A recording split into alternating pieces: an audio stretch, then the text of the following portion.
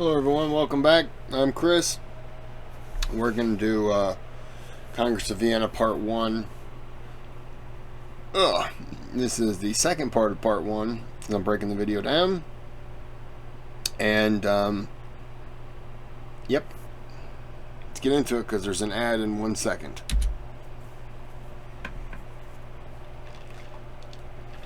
What would you think about a conference? People just like you and I, who question authority, live differently in Mexico. No, we're the ones on our... Okay.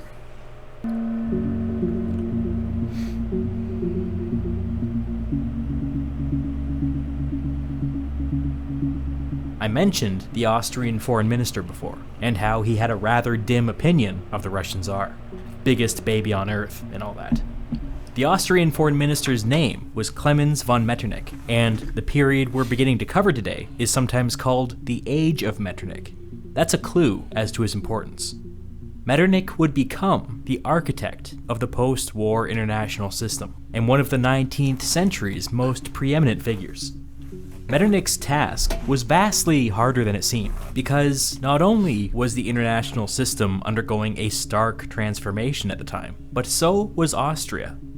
Of course, what I'm referencing here is the dissolution of the Holy Roman Empire. And now my punishment for bringing up the Holy Roman Empire is that I have to explain what it was. We should begin with the French philosopher Voltaire's famous quip that the Holy Roman Empire is neither holy, nor Roman, nor an empire. So what was it? The Holy Roman Empire was a Central European institution that had existed in one form or another for over 1,000 years. I say institution because the Holy Roman Empire was by no means a state. Each member of the empire conducted its own foreign policy, with its own military, under its own laws. Hundreds of tiny states were members of this club, this institution, and together they loosely supported a central emperor. The Holy Roman Emperor was a prestigious title with very little actual power behind it. He could call for aid if one of the member states was attacked, but it was up to each independent state whether or not they would respond. In fact, each state had its own unique deal worked out with the imperial crown, which put further limits on the emperor's power. Some were expected to contribute money to military campaigns, but no soldiers. Some were expected to contribute soldiers, but no money. Some were under no obligation to offer anything at all. By the 17th century, the Holy Roman Emperor could no longer even have an opinion on religious matters, which kinda defeats the whole purpose of the holy part of their title. Although the imperial crown was remarkably weak, the Holy Roman Emperor usually controlled the most powerful state within the empire.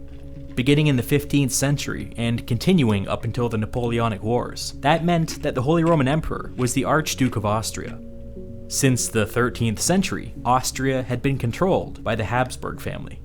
The Habsburgs were one of the most powerful families in Europe, and at times over the last 500 years, they had controlled Portugal, Spain, the Netherlands, the Kingdom of Germany, parts of northern Italy, Austria, Hungary, Croatia, Bohemia, I could go on. The dynasty was remarkably successful, and what made it especially remarkable is that very little of this territory was gained through conquest. It was instead gained diplomatically. The Austrian Habsburgs had a family motto: "Let others wage war, but thou, happy Austria, marry. For those kingdoms that Mars gives to others, Venus gives to thee." Others conquer through war.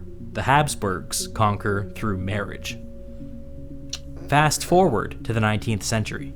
The Holy Roman Emperor was still an Austrian Habsburg, now facing an expansionist France under Napoleon. He learned too late that the Holy Roman Empire was not equipped to face a direct attack. A victorious Napoleon demanded the abolition of the Holy Roman Empire, and the Habsburg Emperor, having decided that this powerless husk was no longer worth defending, agreed. With that, Austria became fully independent under its first emperor, Francis I.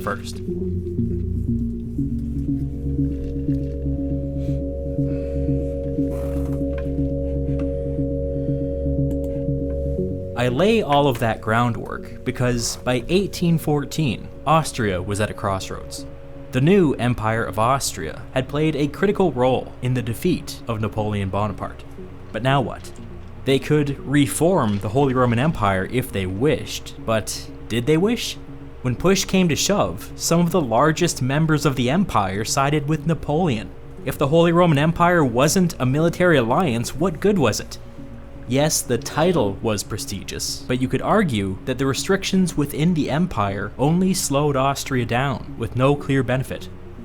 Francis, the former Holy Roman Emperor and the current Austrian Emperor, was sympathetic to this point of view, as was his foreign minister, Metternich.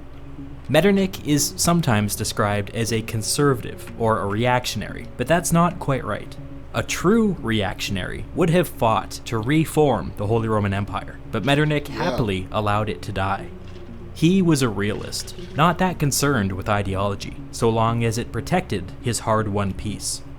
In his excellent and definitive biography of Metternich, Wolfram Zeeman writes that, quote, "This, the question of whether Metternich was reactionary, disregards the experiences of human beings who were looking back at 25 years of war and revolution. The question contemporary witnesses asked themselves was whether the more than 3 million dead on the battlefields of Europe had died for any meaningful goal. In many peasant families, there were no male youths left." That 3 million number is on the lower end of the spectrum. I've seen credible estimates of 5 to 7 million when you include civilians. Unthinkable loss. Nobody who lived through this period would ever be the same. Across France, 20% of the men born between 1790 and 1795 were dead. An entire generation of young men had been wiped out.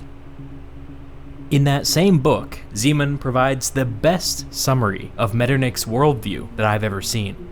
In Metternich's case, coming to terms with the war meant considering the suffering he had witnessed endless times on the battlefields and along the roads. Unnecessary, pointless, even a crime, caused by human delusions of grandeur that, he thought, could pull down the walls protecting civilization and the law as he understood it, at any time and in any place. It was the duty of politics to erect enduring barriers against this possibility.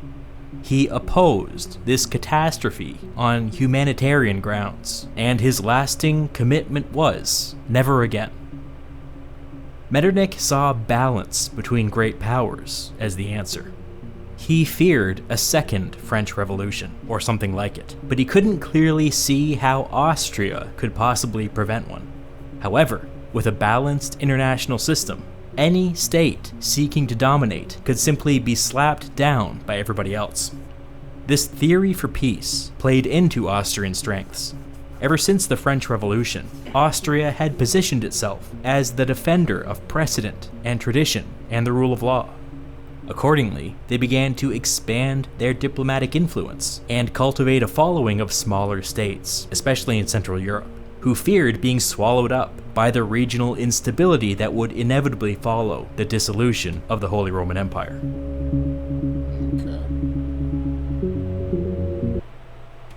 So one of the most common new supplement combos that people are doing right now when they take redwood is to stack it with our brand new fat burning supplement, Zuburn. So as a lot of people know, redwood equals blood flow.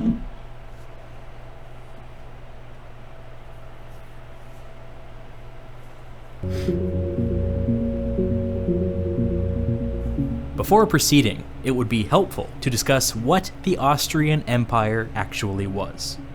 What we're really talking about here is the personal holdings of the Habsburg family, which included the lands that had been the Duchy of Austria, but it also included the Kingdom of Hungary, the Kingdom of Bohemia, the Kingdom of Croatia, along with a hodgepodge of other titles.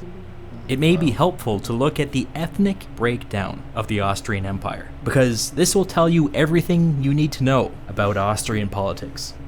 First and foremost, there was the German-speaking core, centered around Vienna and the old Duchy of Austria.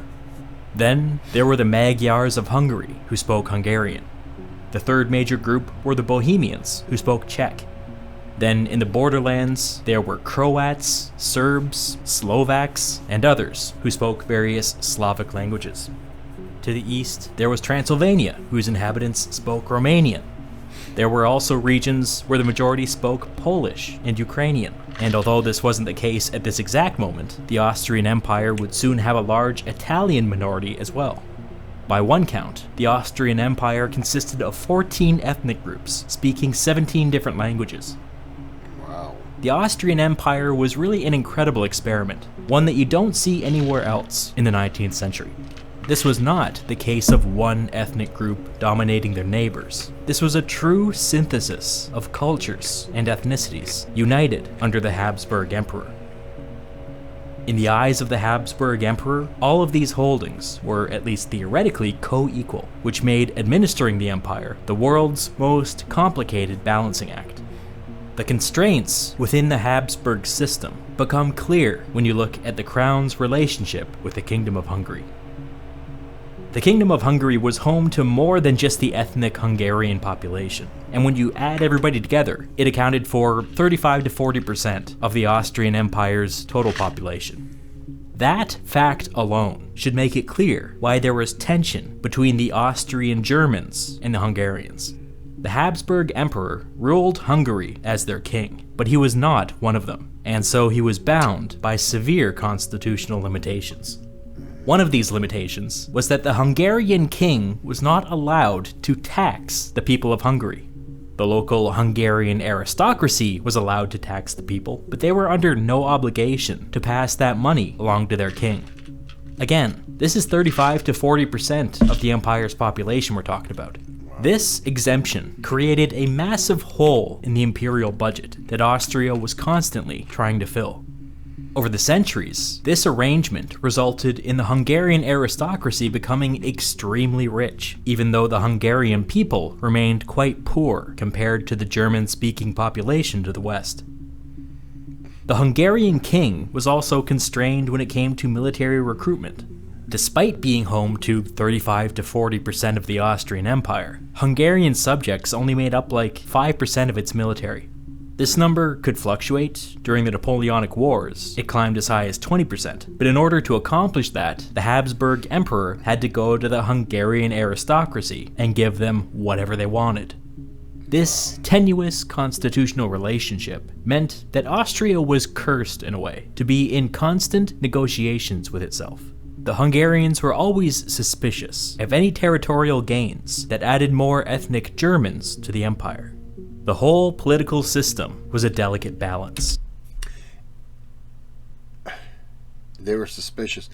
If they would have kicked in more, don't you think that would have resulted in the need to expand? Because they would have been getting finances, soldiers.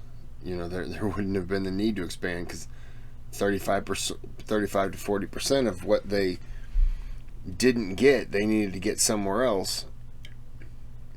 And I mean, that's a lot. Hungary just seems like being a bit of dicks right now. And if the ethnic Germans got something, the Hungarians always wanted something too. Despite all of its contradictions, the Austrian Empire had a lot of credibility on the international stage. Whatever the reasons, the fact that Austria was not primarily concerned with territorial expansion mattered a lot, especially to all of those tiny Central European states who had recently been made vulnerable by the dissolution of the Holy Roman Empire.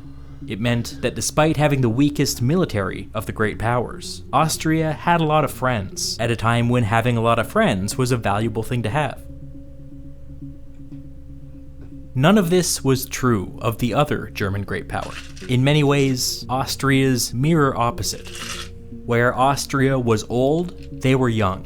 Where Austria was defined by their diversity, they were defined by their Germanness. Where Austria was weaker militarily than they could be, they were stronger militarily than they ought to be.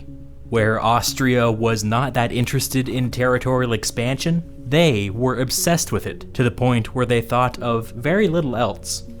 The two German great powers were brothers, but they were brothers that did not get along. said Prussia. So I said Spain as well. And Spain was incorrect. It was Austria. So I got 4 out of 5. I was thinking Germany, but I was like, no, Germany, I don't think they were around then. In 1814, the thing that defined Prussia was its precarity. It was the smallest of the great powers, in every way. It had a tiny population of 10 million people, 3 times less populous than France, and almost 5 times less populous than Russia. It was also small geographically.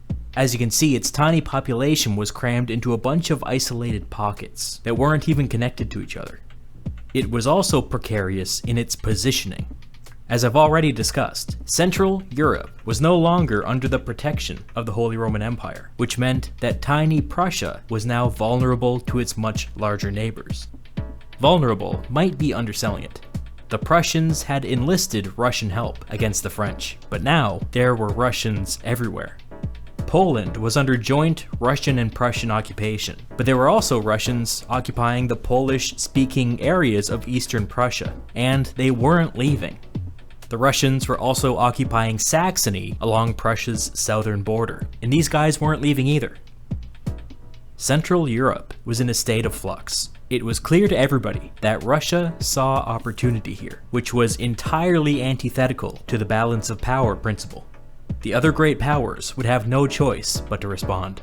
In the eyes of people like Metternich and Castlereagh, Russia had to remove itself from Central Europe if there was ever to be peace. Prussia had to become the kind of great power that was capable of resisting Russian influence.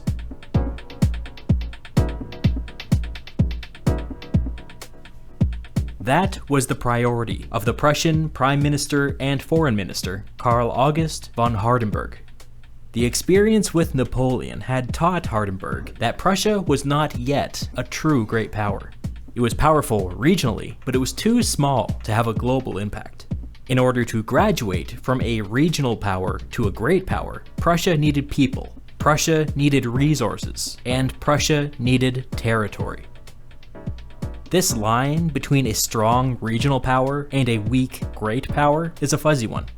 Eric Hobsbawm writes that, quote, Austria and Prussia were really great powers by courtesy only. Continuing later, their chief function was to act as European stabilizers. It's true that Austria and Prussia could not match the global influence of France, Britain, and Russia.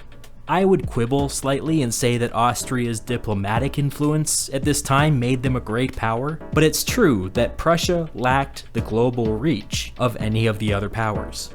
The only reason everybody decided to treat them as a great power was their formidable military.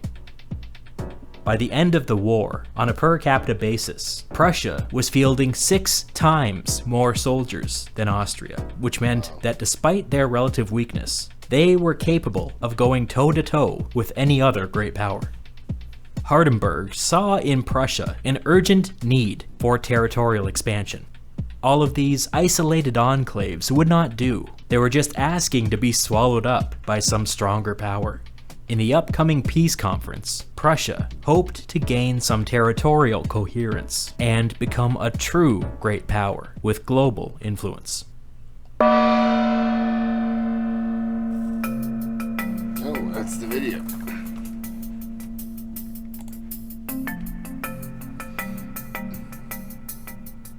The original plan was for the 4 victorious great powers, Britain, Russia, Austria, and Prussia, to dominate the peace conference and impose their will upon everyone else. But Tsar Alexander's behavior had begun to make people nervous, and Russia's creeping domination over Prussia seemed a disaster waiting to happen. If there was a serious split at the conference, with Britain and Austria on one side and Russia and Prussia on the other, it was difficult to imagine how they could possibly resolve it without descending into another war. Metternich and Castlereagh saw this looming crisis before them, and so they approached Talleyrand and asked him to represent France at Vienna. France remained a great power, and so it made very little sense to exclude them from shaping the post-war world.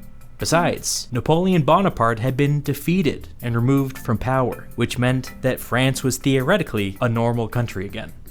Naturally, nothing could have pleased Talleyrand more. Castlereagh and Metternich pulled in Hardenberg of Prussia, who was still keen on finding a way to resist Russian influence, and got him to agree.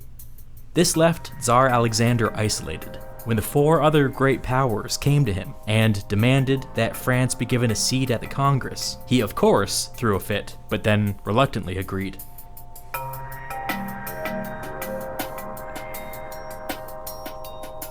It's funny how he basically just gave credence to Napoleon and then made everyone else just kind of deal with it. And now they want to bring France on board. And he's just like, fine. He really was just back and forth, wasn't he? Over the summer, everybody traveled to Vienna. And by everybody, I mean everybody. Virtually every state in Europe sent delegations. And some states that didn't even exist anymore sent delegations as well. After decades of war, a festive, slightly euphoric mood took over the city. Peace was at hand. When September rolled around, the real work began.